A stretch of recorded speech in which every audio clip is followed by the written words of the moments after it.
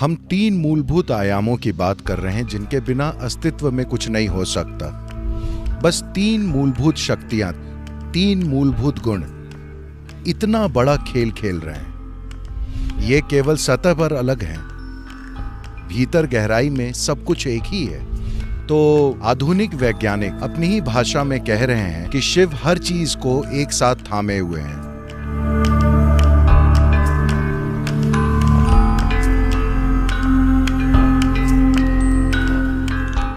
देखिए, ब्रह्मा विष्णु महेश यानी तीन लोगों के बारे में मत सोचिए। एक बादलों पर तैर रहा है,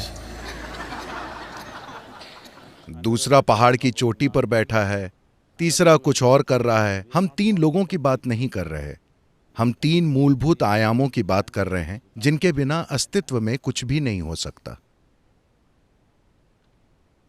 अगर आप इन कहानियों को काफी नजदीक से देखें तो ब्रह्मा सृजन की शक्ति है। क्या अस्तित्व में सृजन है? बेशक। विष्णु रखरखाव हैं।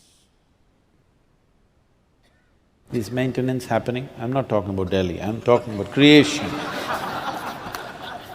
क्या रखरखाव हो रहा है? मैं दिल्ली की बात नहीं कर रहा, मैं सृष्टि की बात कर रहा हूं। क्या रखरखाव हो रहा है? बेशक विनाश भी होता है ना? आपके शरीर के अंदर अभी करोड़ों कोशिकाएं मर रही हैं, करोड़ों नई कोशिकाएं बन रही हैं और अरबों का रखरखाव किया जा रहा है ना? तो आप इन तीन शक्तियों की अभिव्यक्ति हैं, और ये धरती भी, और ये सौर मंडल भी, और ये पूरी सृष्टि भी, ये इन्हीं तीन पहलुओं की एक अभिव्यक्ति है: सृजन, रखरखाव और विनाश। शायद आपको शिव से थोड़ा लगाव हो गया है और आप थोड़े विनाशकारी हो गए हैं, पर सभी तीन किसी न किसी अनुपात में काम कर रहे हैं, और यही पूरे ब्रह्मांड का आधार है। और स्थूल में भी यही तीन शक्तियां हैं, सूक्ष्म में भी यही तीन शक्तियां हैं, एटम यानी परमाणु में भी यही तीन शक्तियां हैं, और ब्रह्मांड में भी यही तीन शक्तियां हैं। ये एक बहुत ही सरल सी सृष्टि है। बस तीन मूलभूत शक्तियां, तीन मूलभूत गुण इतना बड़ा खेल खेल रहे हैं। बहुत बड़ा खेल है ना? बहुत ही बड़ा है ना? बहुत ही बड़ा खेल। बस तीन शक्तियां। शानदार काम हो रहा है सिर्फ तीन के साथ।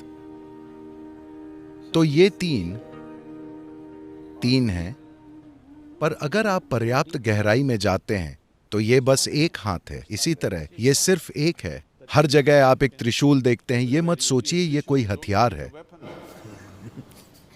मुझे पता है कि कुछ लोग इसे हथियार जैसा इस्तेमाल कर रहे हैं। अगर आपको हथियार चाहिए तो मैं बता रहा हूं कि ये बहुत ही खराब हथियार है। अगर आप किसी की हत्या करना चाहते हैं तो त्रिशूल एक खराब हथियार है। ऐसे लोग जो लड़ने के बारे में कुछ नहीं जानते, सिर्फ वे ही त्रिशूल लेकर जाएंगे। बताइए हाँ या ना? क्या आप किसी को भी कोंच सकते हैं इस तरह के त्रिशूल से? त्रिशूल कोई हथियार नहीं है, ये एक प्रतीक है। अब शिव एक त्रिशूल लेकर चलते हैं इसलिए नहीं कि वे आपसे लड़ना चाहते हैं। उनके बेटे एक भाला रखते हैं, वो लड़ाई का हथियार है। वे लड़ते रहे, कार्तिकेय लगातार लड़ते रहे। शिव कभी नहीं लड़े, क्योंकि ये बस एक प्रतीक है। ये बस आपको ये दिखाने के लिए है कि सतह पर ये तीन है, भीतर गहराई में सब कुछ एक है। ये लगातार यही दर्शा रहा है। आप सोच रहे हैं कि ये एक हथियार है। नहीं, ये हथियार नहीं है। ये ठीक हथियार नहीं है ना? जब तक आप लोगों को धकेलना ना चाहते हो। If you want to pierce people, it's not a good weapon. अगर आप लोगों में छेद करना चाहते हैं तो ये अच्छा हथियार नहीं है। तो ये तीन, ये केवल सतह पर अलग है, भीतर गहराई में सब कुछ एक ही है। पर ये तीन अभिव्यक्तियां सृष्टि में सभी पहलुओं में साफ साफ मौजूद हैं।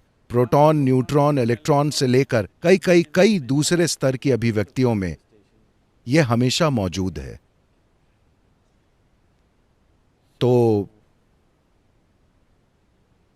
महादेव का महत्व ये है कि ये जब ये तीनों एक की तरह काम कर रहे हैं तो वो महादेव हैं। ये तीन देव हैं। जब ये सभी एक के रूप में काम कर रहे हों तब ये महादेव हैं। तो हम विनाशक को महादेव कहते हैं क्योंकि इसका संबंध है ब्रह्मा का संबंध है सृजन से, विष्णु उनका संबंध है सृष्टि के संचालन से, शिव शून्यता है। ये दोनों सृष्टि और रखरखाव, इनका अस्तित्व सिर्फ शून्यता की गोद में ही है। सृष्टि में मौजूद खाली स्थान ही है जिसका विस्तार सबसे ज्यादा है, जो असीम है, और यही वो गोद है जिसमें सृष्टि बनती है और गायब हो जाती है ना? ये घटती है, अपना संचालन करती है और बिखर जाती है। सब कुछ शिव की गोद में होता है क्योंकि वे शून्यता हैं। शिव यानी वो जो नहीं है, शिव यानी वो जो नहीं है। तो वो जो नहीं है उसके आगे हम सर झुकाते हैं क्योंकि वही असली चीज है। आज मॉडर्न साइंस धीरे धीरे उसी ओर बढ़ रहा है। कुछ समय पहले तक वे मानते थे कि इलेक्ट्रोमैग्नेटिक फोर्सेस और न्यूक्लियर फोर्सेस और ग्रेविटी ही सब कुछ है। अब जैसे जैसे वे और गहराई में जाते जा रहे हैं, क्या आपको पता है मॉडर्न साइंस में आज भी ग्रेविटी की कोई व्याख्या नहीं है। आइजैक न्यूटन ने सिर्फ आपको यह बताया कि सेब नीचे गिरता है, जिसे हर गांव का लड़का जानता था। सौभाग्य से वो नीचे गिरता है, ऊपर नहीं जाता। उन्होंने इसकी कोई व्याख्या नहीं दी, कोई गणितीय आधार नहीं दिया। बस उन्होंने कहा कि ये नीचे गिरता है और कुछ नहीं। और तब से वे पता लगाने की कोशिश करते रहे हैं। उन्हें कम से कम दूसरी शक्तियों के बारे में पर्याप्त जानकारी है। ग्रेविटी एक ऐसी चीज है जिसने मॉडर्न साइंस को झकझोर दिया है। वो ये पता नहीं लगा पा रहे हैं कि ग्रेविटी इस तरह से क्यों काम करती है। तो आज वे व्याख्या दे रहे हैं कि एक समय था जब वे मानते थे कि सूरज की ग्रेविटी सभी ग्रहों को एक साथ थामे हुए है, किसी और चीज की ग्रेविटी सभी आकाश गंगाओं को एक साथ थामे हुए है। अब वे कह रहे हैं कि हर जगह कोई डार्क फोर्स यानी काली शक्ति मौजूद है। विवरण की कमी की वजह से, क्योंकि वे उसका कोई भी गुण नहीं जानते, वे उसे एक डार्क फोर्स कह रहे हैं। और ऐसा लगता है कि यही डार्क फोर्स हर चीज को उसकी जगह पर थामे हुए है। उन्हें नहीं पता कि इस शक्ति की प्रकृति क्या है। इसे डार्क एनर्जी या डार्क फोर्स कहा जाता है। ये डार्क एनर्जी, पता है, हम शिव को हमेशा द डार्क वन कहते हैं। उन्हें हमेशा द डार्क वन कहा जाता है। उनकी रात महीने में सबसे डार्क यानी काली रात होती है। तो आधुनिक वैज्ञानिक अपनी ही भाषा में कह रहे हैं कि शिव हर चीज को एक साथ थामे हुए है। अब मैं नहीं चाहता कि आप एक आदमी की कल्पना करें जो वहां बैठकर हर चीज को साथ थामे हुए है। ये ऐसा नहीं है। शिव यानी वो जो नहीं है, और वो जो नहीं है उसे सबसे ऊंचा माना जाता है क्योंकि वो जो नहीं है वही सृष्टि में सबसे बड़ी अभिव्यक्ति है कि नहीं? अगर आप ऊपर आसमान में देखें, क्या आप कभी देखते हैं? क्या आप कभी देखते हैं? ठीक है, मुझे आप पर भरोसा है। तो अगर आप आसमान में देखते हैं, चूंकि आपकी आंखें एक खास तरीके से बनी हैं, आपको लगेगा कि आसमान तारों से भरा है। यह हकीकत नहीं है।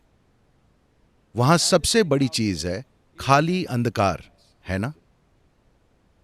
जो आकाश गंगाएं आप वहां देखते हैं वे तो बस छोटे छोटे बिंदु हैं, बाकी का विशाल विस्तार शून्य है ना? तो उसे ही हम शिव कह रहे हैं। पर इसके कई पहलू हैं। ऐसा इसलिए है क्योंकि हम एक देशी भाषाओं वाली संस्कृति हैं, क्योंकि हमें पता है कि अस्तित्व के कोई हिस्से नहीं हैं।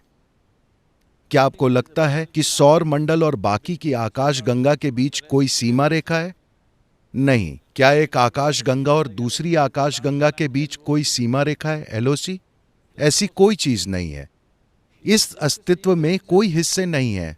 तो हम एक देशी भाषाओं वाली संस्कृति हैं जहां इसके कोई हिस्से नहीं है। तो अगर मैं शिव की बात कर रहा हूं, जब मैं कहता हूं शिव, तो आपको पहचानना होगा कि मैं कौन से शिव की बात कर रहा हूं। मैं कहता हूं शिव और असीम शून्यता की बात करता हूं। मैं कहता हूं शिव और आदि योगी की बात करता हूं। मैं कहता हूं शिव और मैं उस मजदूर की बात कर रहा हूं जो अभी सड़क पर चल रहा है, जिसका नाम शिव है। ये सभी चीजें हम एक ही समय पे करते हैं और यही कारण है कि अगर हम ऊपर असीम शून्यता की ओर देखें तो हम वही चीज करते हैं। अगर हम आदि योगी की ओर देखें तो हम वही चीज करेंगे। अगर मजदूर शिव यहां आसपास चल रहा है, शायद वो अनपढ़ हो, शायद वो बहुत सारी चीजें हों या कुछ भी ना हो, तब भी हम वही चीज करेंगे, क्योंकि हम जानते हैं कि हमने सोचा कि जिस डार्क एनर्जी की आप बात कर रहे हैं, शिव के इसे थामे बिना इस शरीर में भी अखंडता नहीं रहेगी, ये फट पड़ेगा। तो जब मैं आपकी ओर देखता हूं, मैं वही चीज करता हूं। देखिए, मैं चाहता हूं कि आप समझें कि ये एकमात्र ऐसी जगह है जहां ऐसी चीज मौजूद है। आप इसे अनजाने में कर रहे हैं, इसलिए इसका कोई मतलब नहीं है। आप अपने देवताओं के साथ जो करते हैं वही आप सबके साथ कर रहे हैं, है ना? ये व्यक्ति शायद नहीं जानता हो कि उसकी रचना का स्रोत क्या है, पर मैं उसे पहचानना चाहता हूं। शायद वो नहीं जानता कि सृष्टा उसके भीतर धड़क रहा है, लेकिन इसे देखना मेरा परम अधिकार है। अगर मैं इसे देखता हूं, ये मेरे लिए अंतर लाता है। अगर वो इसे देखते हैं तो ये उनके लिए चमत्कार कर देगा, पर अभी मैं इसे देखना चाहता हूं। तो आप जो अपने भगवान के साथ करते हैं वही आप अपने पड़ोसी के साथ करते हैं, वही चीज आप अपने नौकर के साथ करते हैं, वही चीज आप अपने गाय के साथ या हाथी या पत्थर या कुछ भी, क्योंकि आप कोई भी मौका चूकना नहीं चाहते। आप एक कोशिश करना चाहते हैं, आप चाहे जहां भी हो, ये देखने की कि सृष्टि का स्रोत लगातार सृष्टि के हर कण में धड़क रहा है और कोई भी इसे नकार नहीं सकता, है ना? मॉडर्न साइंस भी नकार नहीं सकती कि सृष्टि का जो स्रोत है वो एक छोटे से अदृश्य एटम में भी कार्य कर रहा है कि नहीं?